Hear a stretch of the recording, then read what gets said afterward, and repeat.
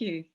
Well, I hope that you all had the opportunity to try the experiment of holding your nose as you eat and of breathing in very slowly and breathing out very slowly and paying attention to the flavour of food. And I hope what it will have brought up for you is that unless you're really paying attention, food flavour appears to be just one thing, or what's often called in the literature as a unified flavour percept. So your lunchtime exercise, holding the nose and sniffing, I hope will have shown you that as you breathe in and breathe out, you get different flavour elements. And without a sense of smell, so if you're holding your nose completely, or if you have a cold, or if you've been one of the unlucky people to experience sudden onset smell loss with COVID-19, you will know that without a sense of smell, your enjoyment of food and the flavour of food is really diminished. So in the lead up to this event, I was really challenged to think about where a hospital might sit in radiating expertise and food thinking outwards, in bridging what Wendy brought up earlier on, the concerns about food systems, about corporate and social determinants of health, and the problem of unhealthy diets that contribute to ill health in the first place.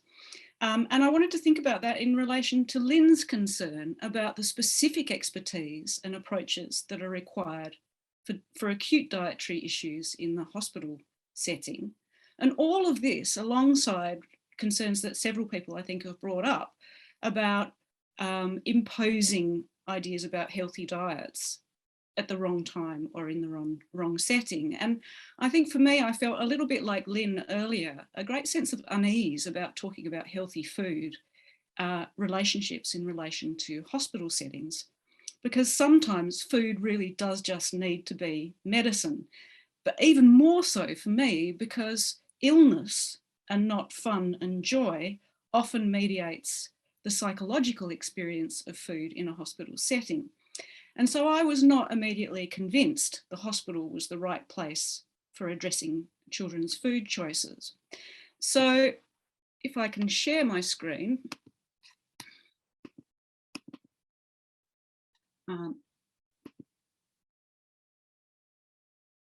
These are the issues that I'm going to cover, and the ones that are starred are really my conclusion to all of this. But it's really the pictures that I want you to look at here. So in previous work that I've done, re-engaging survivors of head and neck cancer with food long after treatment has ceased, we involved a very clever chef, a little like Alice Waters, who had a deep understanding of sensory issues and a very good understanding of what it was that people liked to eat. And we learned very quickly in our research that the painful journey of both the illness and the treatment had left many of the cancer survivors we worked with really complex food aversions that often came to be associated with their hospital stays.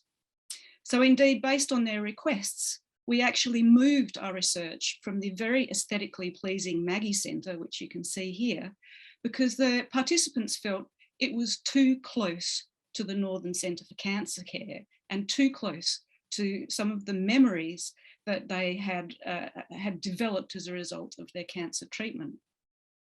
So it's not that we can't form positive memories about foods in hospitals, but I think there are lots of risks in doing so. But before the hospital, with flavour biochemist Chris Cooper, we started to argue about a source to senses approach, because we suggested that even before we talk about eating healthy food, we need to really understand how the senses matter to our food preferences and to well-being. And so a source to senses approach recognises that these sorts of positive memories linked to diverse flavours, and particularly diverse aromas, as I'll come to talk about, can last a lifetime and be really important in terms of the sorts of food choices that children will make throughout their lives. So in our paper, we focus on spaces, and it was interesting that this has just been brought up, spaces like community gardens and how they can be used to foster really happy memories with the source of food. But for me, the hospital still has this really unique opportunity to support a source to senses approach by raising awareness and developing better understanding amongst clinicians, children, and their guardians of sensing. I think there is a role for hospitals in understanding and expanding children's curiosity about their sensory experience. And I think it's a good place to start being what I would call more sensory detective. So lunch was a very crude way to introduce the idea of retronasal olfaction. Now, I run a lot of different flavour masterclasses with clinicians and the general public, and we use hands-on food play to explore the senses. And we systematically unpack all of them and see how they contribute to our overall experience of food flavour.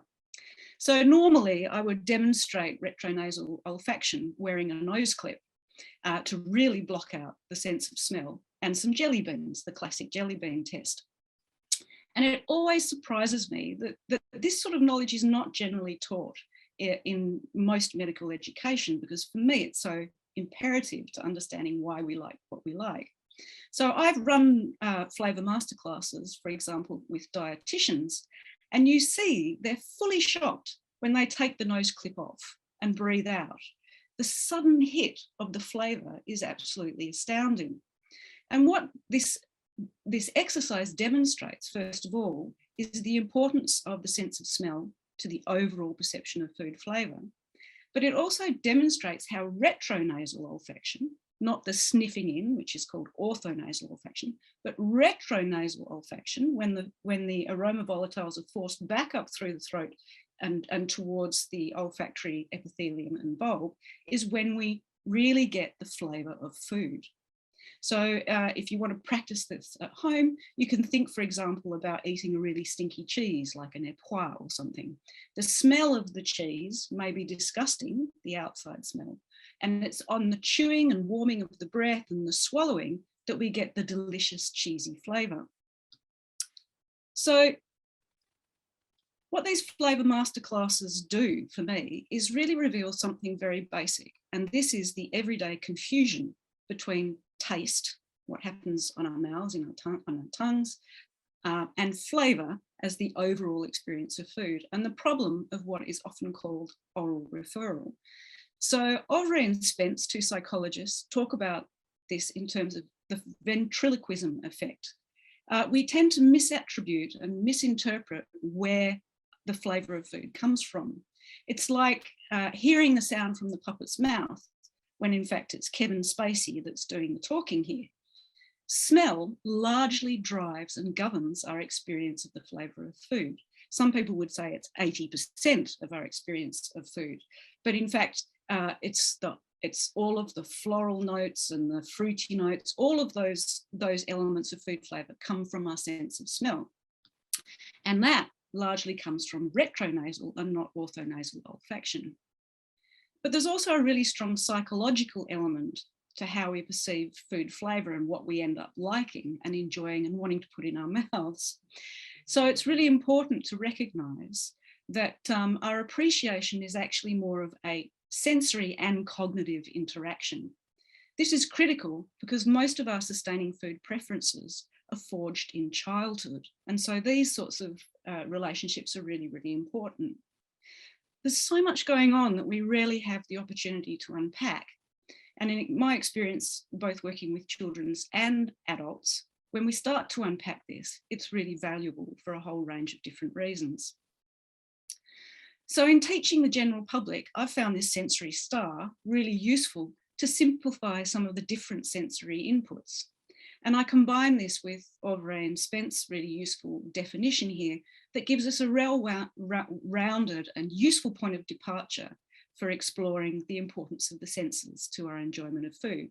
And their definition is this: multimodal flavour perception involves a fusion of different inputs: taste, trigeminal nerve stimulation, sound, visual cues, temperature, texture, and importantly, smell, that are unified in the act of eating and savouring. So importantly, in clinical settings, this can be used because we can figure out how to compensate for sensory losses in one area by modifying the sensory experiences in others. So for example, as a dietitian friend of mine Sherry Taylor, who works with acquired brain injury, says what we can do is we can dial up the elements that are still working okay. So if, as is often the case with acquired brain injury, the sense of smell is diminished or lost, we can still have all the other senses to work with when we're cooking and preparing food. We can increase the textures, the sounds of the food. We can use the different elements of taste.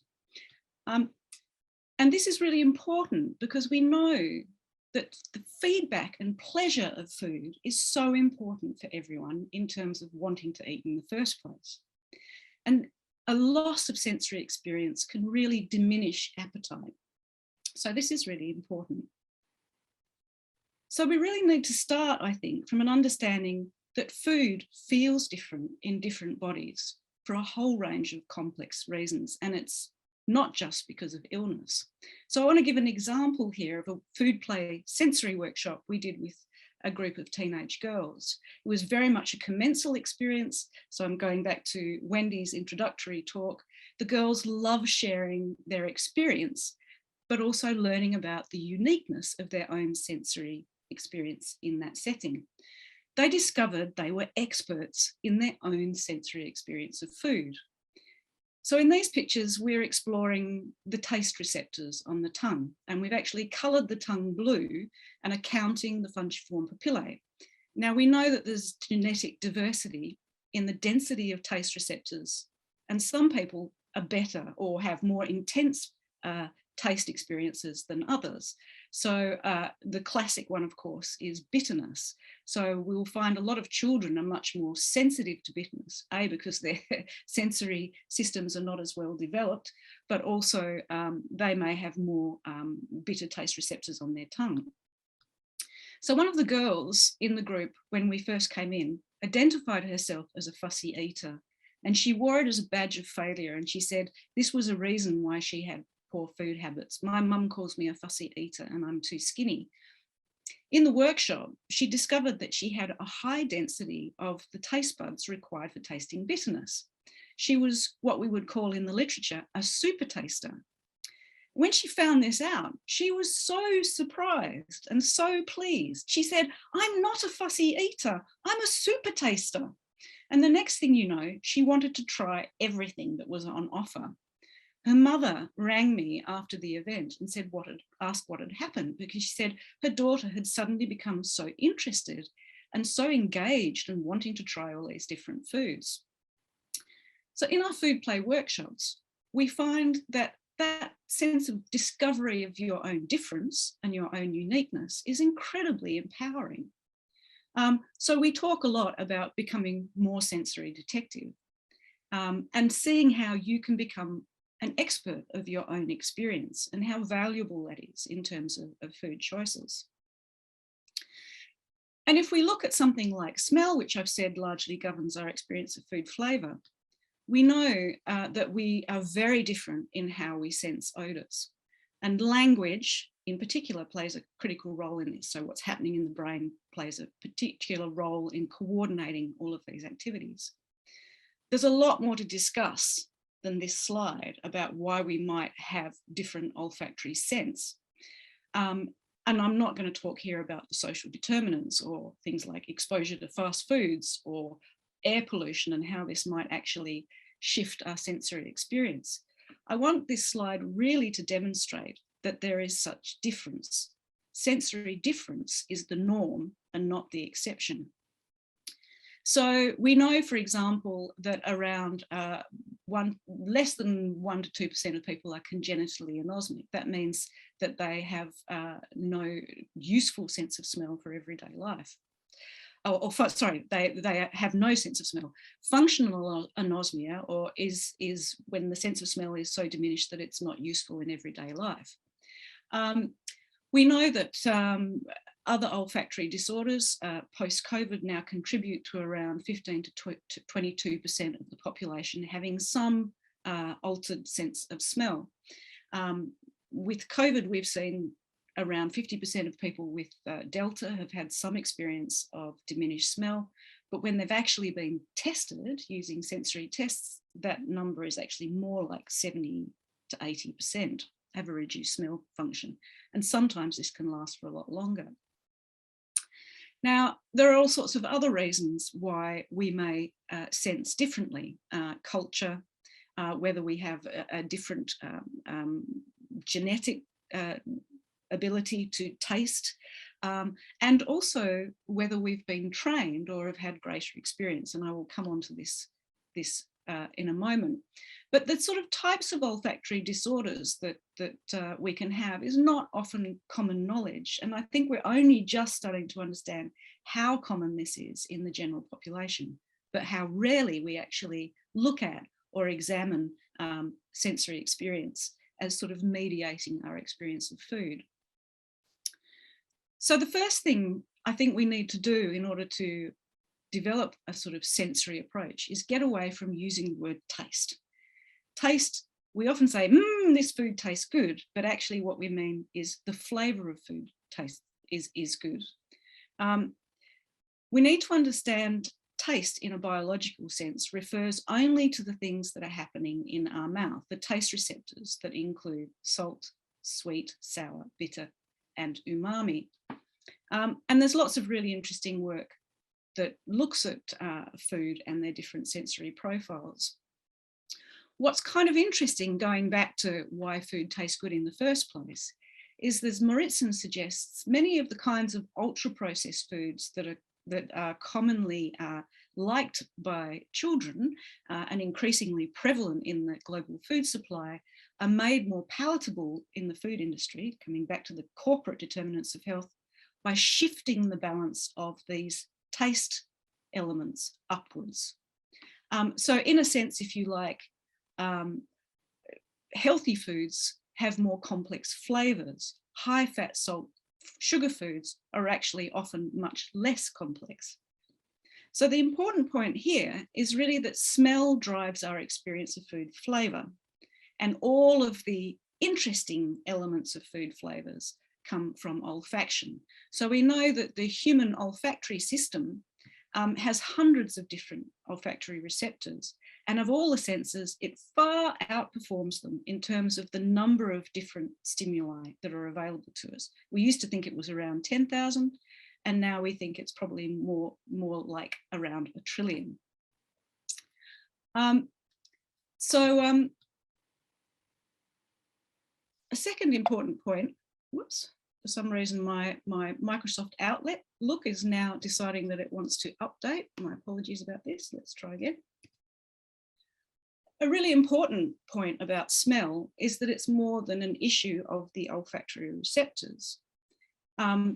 Smell, if you like, our olfactory epithelium hangs out in the environment. It's the only cranial nerve that's directly exposed to the environment. And it picks up all of those signals from the environment. And it starts what is, in fact, this incredible cascade of processes through the human brain. So as Jonaf Olafsson has said, and this is all with the benefit of MRI technology more recently, it's a cascade of brain processing. So smells or odorants, the processing of odorant qualities, how we identify them, their intensity, the threat level, the hedonic evaluation, do we like them or not, are highly segregated and specialised in areas of the brain. It's a really complex brain process, if you like.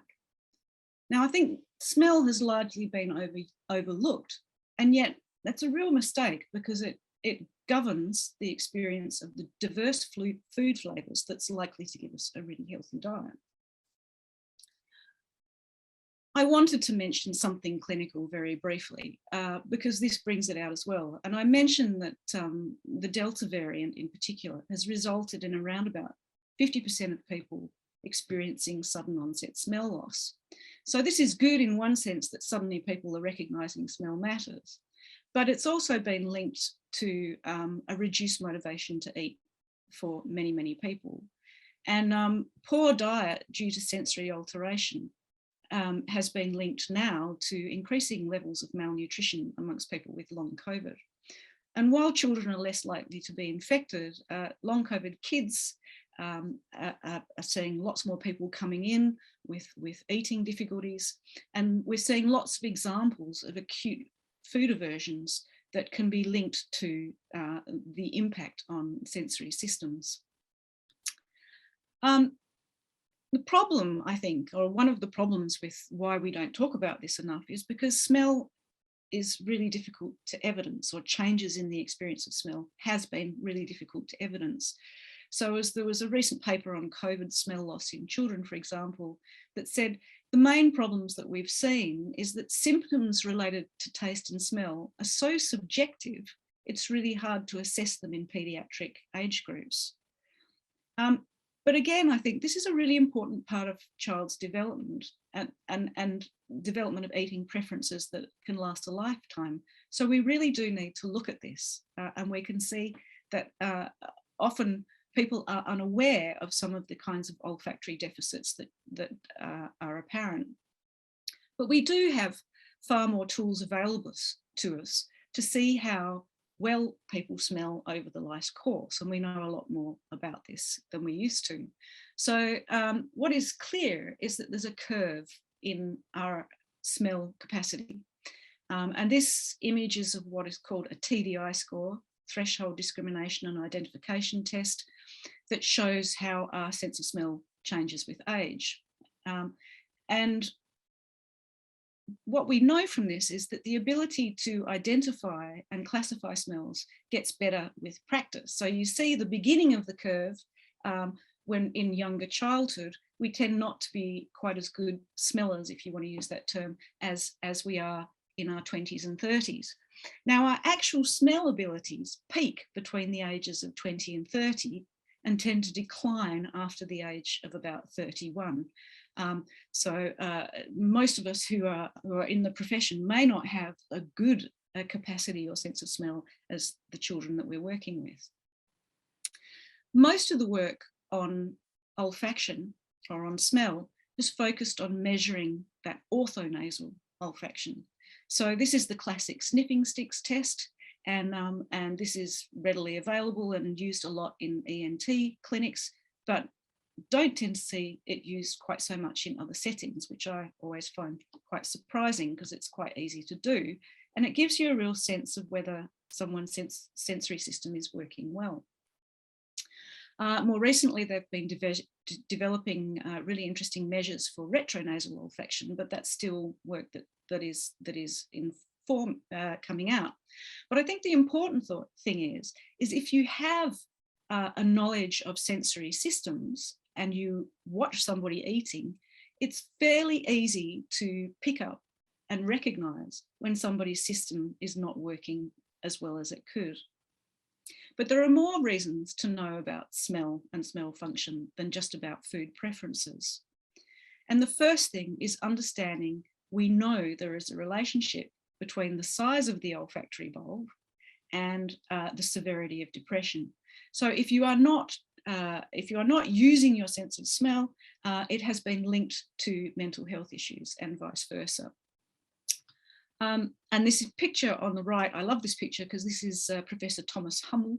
And if you do any work in smell and taste, you tend to have read a lot of his work. He runs the Smell and Taste Clinic in Dresden and has the most amazing moustache that bizarrely looks like an olfactory bulb.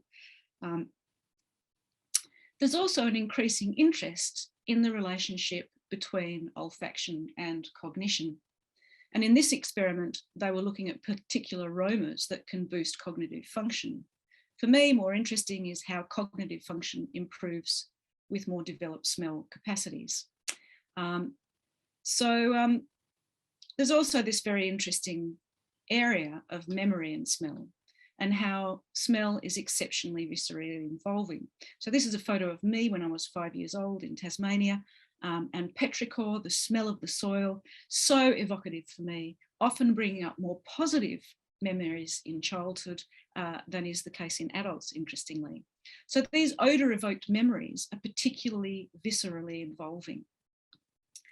And childhood memories of smell are particularly important.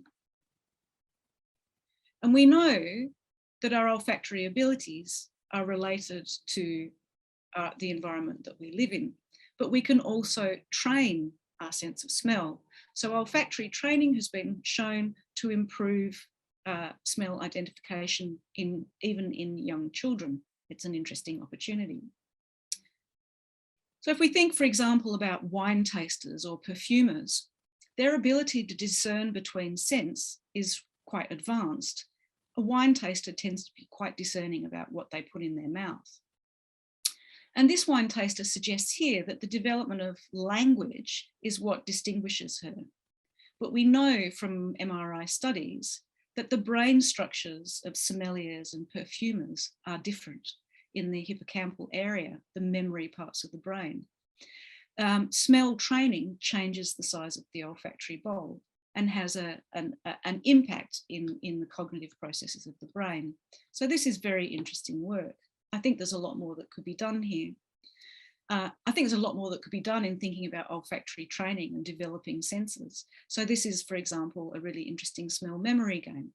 Now, traditionally, we haven't really thought about the importance of engaging that olfactory cognitive process, but I think that's certainly something that we could be doing. But I think there's another element about smell that we need to consider, and I'm aware I've only got a minute left, and that is that the hospital is already a smellscape that may intersect with children's experience of food smells and experiences. So this is artwork by an artist called Kate McLean, who's done qualitative mapping of hospitals. And she shows that it's not difficult to imagine, I think, the blending of smells from different sources when you're in hospital. The ward smell of hot wipes or rubber mattresses or slices of buttered toast. All of these things can intersect with a child's experience of food. So for me, I think we need to consider very much how we might curate children's sensory experience of the hospital. So in summary, I think there's much that we could explore in using a kind of source to senses approach within this project. And much more of this is really about being more sensory detective, both for healthcare practitioners and in developing this capacity amongst children as they head out into the environments beyond. So I'm just going to leave you with a picture of the Station Masters Community Wildlife Garden, which I developed in 2012 and managed as a site for sensory food play with children. And this was the source to senses approach in action, engaging children with diverse food flavours. And I know it works. And I guess my hope is that the hospital could support a source to senses approach, but perhaps working from the other end, from senses to source. Well, fantastic. Thank you very much, Duika, for that really excellent talk. There are a number of questions in the chat, and I wanted to kind of lead off with one about playful environment and food. So we're thinking about kids who are in the hospital going through stressful times and how a playful environment could, mitigate that stress. And I suppose that could apply to food. And I guess my question would be, does the environment can that also be an influencer of your sensory perception and potentially relationship or eating behaviors? I think absolutely it can. And I think, we've looked at therapeutic landscapes a lot in healthcare settings over a long period. I don't think we've fully explored these kind of sensory landscapes in relation to food as much as we could. So as I've kind of tried to express, is smell is so critical in this. And the smell of a space that children might be in is so critical to their experience. They pick up these smells often unconsciously and they immediately transport them into different emotional spaces very, very rapidly. There's no cognitive process between the sense of smell and what ends up happening in the brain. So, and you can probably imagine this, so like if you infuse a room with the smell, for me, if you were to infuse a room with the smell of Earl Grey tea, I'm immediately transported back to my grandmother's house, sitting on her knee and being nurtured. It's an incredibly nurturing smell for me. And it's the emotion that comes up with that smell that is really quite incredible. And I'm sure you will all, those of us who can think immediately of an emotional smell, will be able to think of something like that in their own lives. So yes, I think there's a lot to be done in terms of, and this is why I like the idea of curating a sensory experience for children. So how might you do that within a hospital space? I think there's a lot of work to be done on that.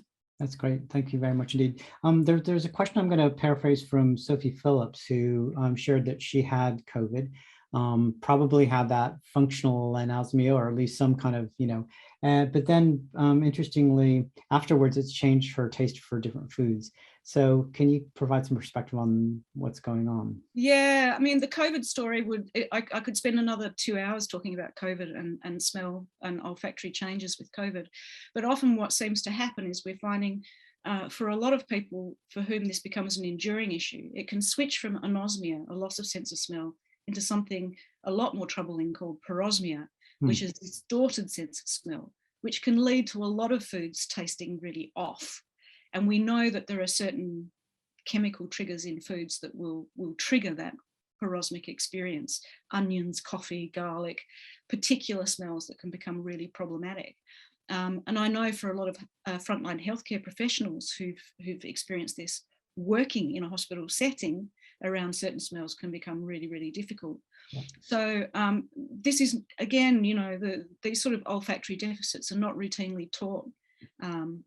And we've only really started to learn just how significant they are because of the sheer numbers of people with COVID who are experiencing them.